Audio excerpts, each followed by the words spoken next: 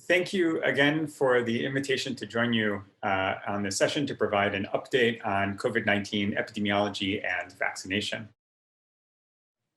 Here are my disclosures. So to provide an update, as we know, the pandemic has been global. It is a disease that has been affecting everyone around the world, even those countries that were so successful initially in protecting their population. We know that as an infectious disease, this virus will spread wherever there are susceptible people and wherever it has an opportunity to transmit. So even those countries initially so successful in keeping out the virus remain at risk to the extent that their population does not have immunity and is susceptible. So we're seeing almost 200 million cases, nearly 4 million deaths reported, and in a remarkable feat of science and logistics, over 2.5 billion doses of vaccine already administered, although there is quite a long way to go, and we'll say more about that over the session. By country, we're seeing remarkable burden of disease and really the extent of this tragedy. Over 600,000 people have died from COVID-19 in the United States. Now, as these data are several days old, over 500,000 in Brazil. And I think as we look at these country estimates, we see some here, like in Turkey, where the case fatality rate is markedly lower than others with comparable numbers of cases. We can expect that, in fact, the true number of deaths attributable to COVID-19 are in excess of those reported. We can see that as well, looking at excess deaths. So the scale and scope of the disease and the tragedy from this pandemic is vast. We have also touched on before just how hyperlocal the pandemic is, and it really is about how communities interact and the choices that individuals make and that communities make about how they interact, the opportunities for the virus to spread among populations. We saw this in the first wave of the pandemic in New York City, looking at prevalence of disease, where even adjoining boroughs and neighborhoods had markedly varying estimated prevalence. We saw it as well in the winter peak in the United States, where some regions of the country were green, meaning low risk, and many were red, meaning high risk, and some of them, in fact, were adjacent to one another. And even as we have seen a decline in case rates and uptake of vaccine, we still have evidence of just how hyperlocal spread is, where individual communities can be at risk while their neighbors are markedly protected. The pandemic has also been marked by racial and ethnic disparities. When we compare the ratios of cases to white non-Hispanic persons, looking also at hospitalizations and deaths, we see that in American Indian or Alaskan Native non-Hispanic persons, Black or African American non-Hispanic persons, and Hispanic or Latino persons, the case rates are much higher, right? So getting at this notion of disparities. We see these data from the United States, but we see these similar kinds of data from around the world. This is looking at disparities by socioeconomic status in Chile. So in Santiago and in other locations, we see just how cases per 10,000 and deaths per 10,000 are concentrated as you look at regions with lower socioeconomic status as opposed to those with high socioeconomic status. So again, disparity is something seen globally as well in the burden of disease. The trajectory of this pandemic has been shaped most recently by these incredible introduction of vaccines with really truly remarkable efficacy. In this figure, which I think is becoming an iconic figure for the pandemic and really for vaccine science, from Pollock et al. In the New England Journal, reporting on the vaccine efficacy of the Pfizer-BioNTech vaccine. We see how starting on day 12, after the first dose of the vaccine, we see the effectiveness kick in, and that in fact we have up to or around a point estimate of 95% vaccine efficacy comparing vaccinated and placebo for symptomatic disease after 2 doses of this vaccine. So really an incredibly efficacious vaccine. But the vaccines did not come from nowhere. Of course, in fact, it's been a pretty remarkable ride. So if you go back to the early time of the pandemic, so March of 2020, in Forbes magazine, there was this anticipated timeline thinking about the use of drugs or antibodies and vaccines. And we see that here, the estimated timeline for a vaccine takes us through September of 2021. So these initial projections themselves thought to be accelerated of about 18 months. But in fact, we got there much faster, from the sequence of SARS-CoV-2 to emergency use authorization in just 11 months.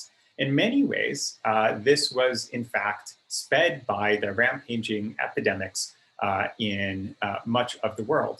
So in some ways, we can actually see how the mismanagement of the pandemic by the US, the UK, and Brazil was actually a public good for the world, in that we're able to reach trial endpoints much more quickly given the burden of disease. And of course, we got there through investment and cooperation. And it's important to point out here that, of course, the science behind these vaccines goes back a long way, but not only the science, also policy. In this perspective in the New England Journal, from a number of leaders in the vaccine world, there's an argument for establishing a global vaccine development fund. This is July of 2015, so born out of the outbreak of Ebola in West Africa. In that circumstance, the Ebola vaccine, people have been working on it for over a decade, and it was only really introduced in the outbreak towards the end. It helped speed the end of that outbreak, but imagine if it had been available and demonstrated and been put to use much earlier, the burden and the suffering associated with that outbreak would have been markedly diminished. So it led to this understanding that we really need to develop these vaccines in anticipation of such outbreaks.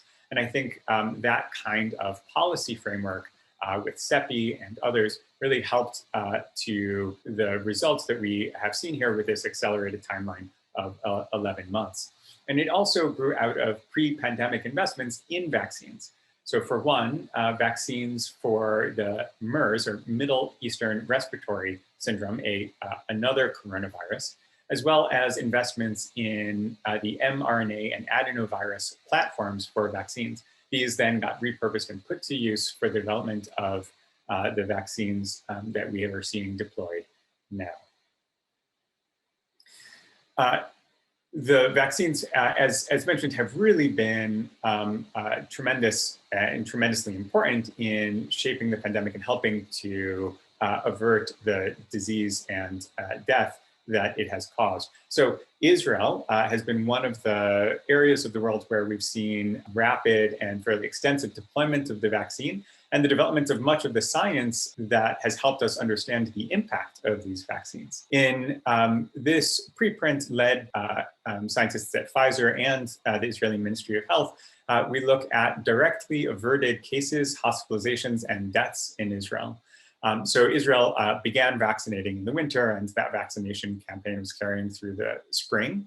And we see here that with the introduction of the vaccination of the population, again, primarily focusing initially on those at highest risk of dying, so the elderly and others who were at high risk of severe disease and fatalities. We see that the overall number of infections was dropped by about 1/3, the hospitalizations by nearly 2/3, same with both severe and critical COVID-19 related hospitalizations, as well as deaths. Right? So the directly averted protection conferred by the vaccine has been a tremendous success. The science of our understanding about vaccine effectiveness has also been augmented by the intensity with which we are testing for SARS-CoV-2 infections.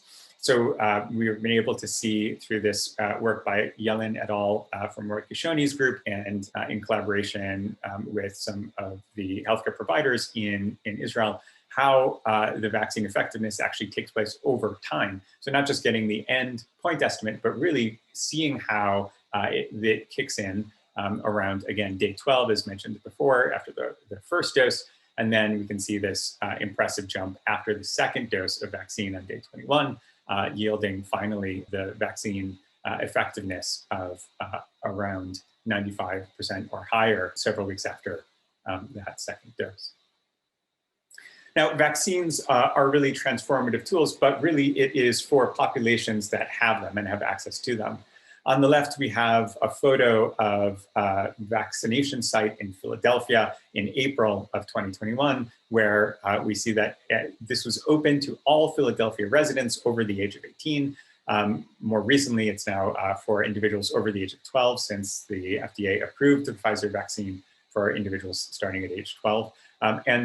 Essentially, this was a situation in which vaccine was available to all in the US who want it.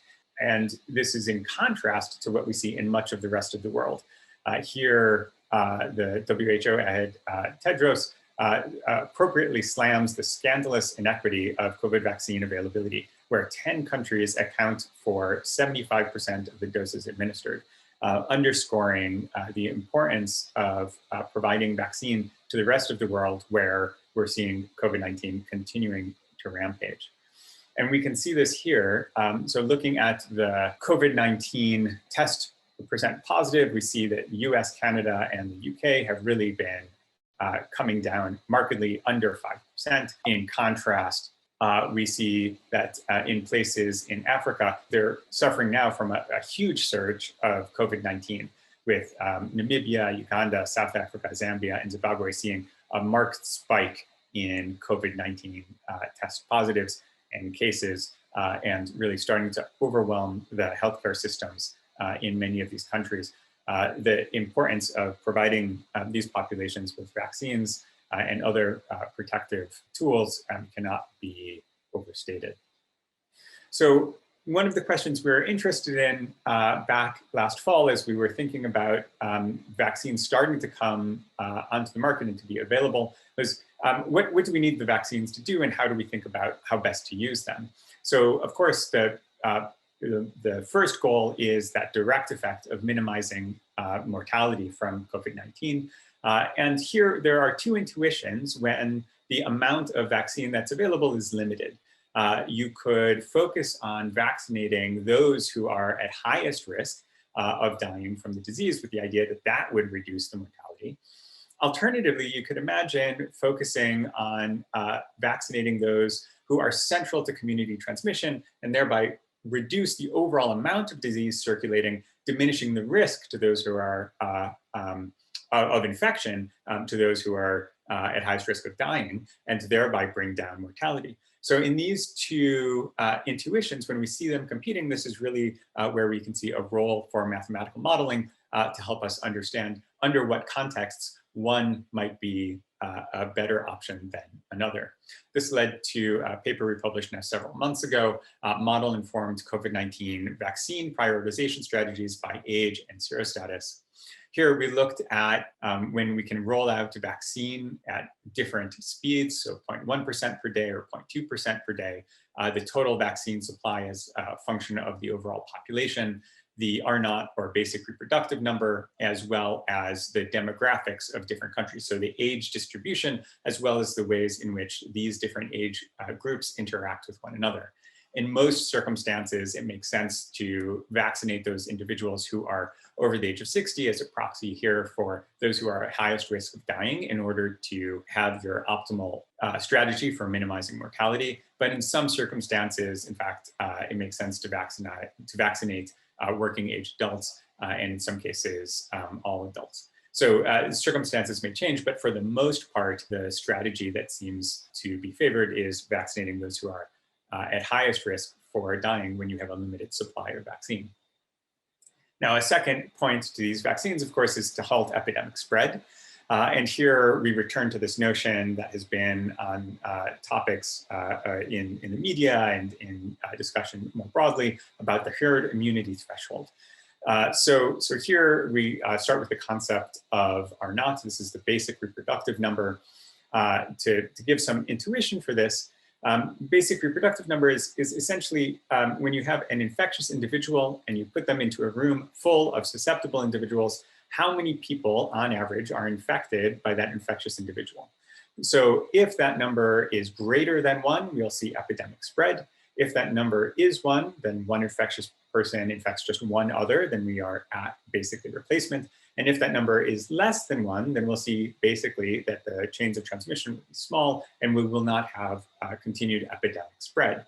So to get to this herd immunity threshold, the calculation here is 1 minus 1 over R naught. So for example, if R naught is 3, then you would need for 2 of those 3 individuals or more to be protected. So we'll start to see, again, the end of epidemic spread.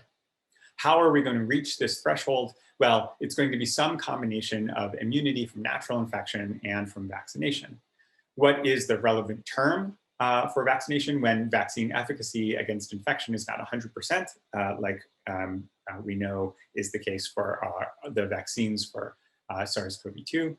Roughly, the key vaccine efficacy parameter for herd immunity is this one, so VE for transmission, so the likelihood of transmitting, and it's 1 minus VES times 1 minus VEI, where VES is the vaccine effect against becoming infected. So this is really about reducing susceptibility.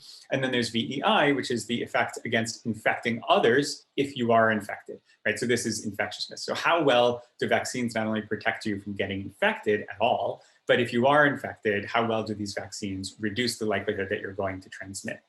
We think that this may be as high as 80 to 90% for the mRNA vaccines, and even for others like the adenovirus-based vaccines. We see this evidence for this in data that has been coming out in multiple different forums. So the Johnson & Johnson or Janssen vaccine reduces asymptomatic infections detected by serology 74% after day 29 after inoculation. So here we see for seroconverted without previous symptoms, comparing those who have been vaccinated to those in placebo arm, we see it's around 74% vaccine efficacy. And there's growing evidence, again, much of this coming out of Israel, that vaccines reduce infections, not just symptoms.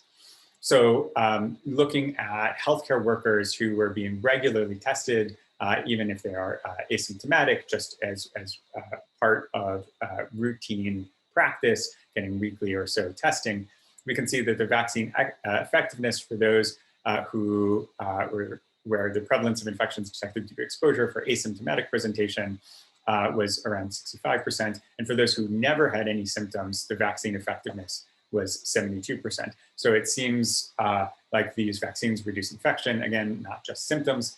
And we're seeing that there's emerging evidence of lower viral loads in infected vaccinated people, again, getting to this notion of VEI. So even if you are infected, how infectious are you? So comparing the CT values or cycle threshold values, a representation from PCR of the amount of virus that's present in vaccinated individuals, or excuse me, in infected individuals, we see that this is the distribution for the unvaccinated, and here's the distribution for the fully vaccinated. These again are breakthrough cases of vaccinated infected individuals. We see that it is that the CT values are higher, meaning the amount of virus is lower. And if we think of this, in fact, it's about a 97% reduction in RNA. And if we think of 30 as our threshold for being infectious, then we see that the prevalence of infectious, never symptomatic infections, from comparing those vaccinated to not vaccinated, we see a vaccine effectiveness here of about 83%. It's really reducing markedly the VEI, or the infectiousness, even if infected while vaccinated. Of course, our understanding of all of these vaccines is influenced by variants, and in some ways we're recalculating these vaccine effectiveness parameters, as well as our understanding of transmissibility, or this basic reproductive number, by different variants. So we know spike proteins are important for enhancing transmissibility and immune escape. We're seeing a number of different mutations that seem to be important in these two issues. And we're seeing as well that they seem to reduce vaccine-derived antibody activity for the most part, but the clinical impact on this is not yet really clear. There's some evidence hinting that there's reduced vaccine effectiveness versus beta, B1351, South African variant, minimal data on Gamma, P1, or the Brazilian variant. Although this one is a little bit confusing because it seems like it caused a deadly epidemic in a largely immune population in Manaus. This, I think, has not yet been well explained or well understood. And of course, now we're seeing increasing data on Delta, or the B1617.2 Indian variant, where really we're seeing this sweep the world. So far, vaccine benefits for severe and fatal disease actually seem to be quite robust versus these variants, but there are many uncertainties and almost certainly variants to come. For the Delta variant, again, the one that is becoming dominant, we are seeing remarkable data come out of the UK and Public Health England, and we're seeing that the vaccine effectiveness after 2 doses for the Pfizer-BioNTech vaccine, as well as for the AstraZeneca vaccine, although a little bit less, continues to be quite robust, so 88% for Pfizer-BioNTech and around 60% for AstraZeneca, but they seem to be still quite robust for hospitalization, with both 1-dose and 2-dose protection being in the mid-90s for Pfizer, and 2-dose protection being up there for the AstraZeneca vaccine. We're seeing the Delta variant now spread throughout the US, where it has overtaken the Alpha variant, or B117, even as cases are diminished. And we have to remember that, again, as I said at the beginning, where there are susceptible individuals, we should expect to see spread, especially with Delta being more transmissible compared to the other strains of the virus. So there are some states that are highly vaccinated, but there remain others where the fraction of the population susceptible, meaning not yet vaccinated or that has not been infected and developed natural immunity, there are still sufficient populations to sustain spread. And I think these areas are really at risk for outbreaks as this Delta variant is making its way around the country. So where do we go from here? In work by Rustam Antia et al. In Science last year, they looked at what happens with the other human coronaviruses. It's basically a model for understanding what might happen with SARS-CoV-2. And they saw that these human coronaviruses basically show quick waning of infection-blocking immunity, but long-lived disease-reducing immunity. So we're seeing that in these other coronaviruses basically cause common cold type syndromes, but we are protected against severe disease. In fact, many people infected from early ages, so childhood, toddlerhood, and then basically getting colds subsequently. And I think the consensus among infectious disease epidemiologists is that we will get here as well with SARS-CoV-2, where it will likely become an annual wintertime respiratory virus along with these other coronaviruses. How we get there, of course, will be shaped by our decisions around vaccination globally. So we should expect to see continued and marked distinct experiences of the pandemic globally. Again, there's a moral imperative, I would say, to help protect lives around the world by providing vaccine. The variants we should expect to continue to emerge and now start to challenge the Delta variant, which is becoming dominant. And we should expect SARS-CoV-2 to become an endemic respiratory virus with not so much severe disease and death, but likely, as with the other human coronaviruses, wintertime common cold type virus. So in the short term, will we need booster immunizations? I think this is a question many of us interested in understanding, very important to understand. What is the duration of protection? And then what are our long-term goals? Are we aiming to prevent all disease? Are we aiming to reduce the overall burden and help maintain our healthcare infrastructure and our hospitals from being overwhelmed with severe cases? Or again, are we trying to get rid of all disease? So I think there are a number of questions that we'll be facing, including policy questions about how we continue to protect the global population. And with that, thank you for your attention, and I look forward to the discussion.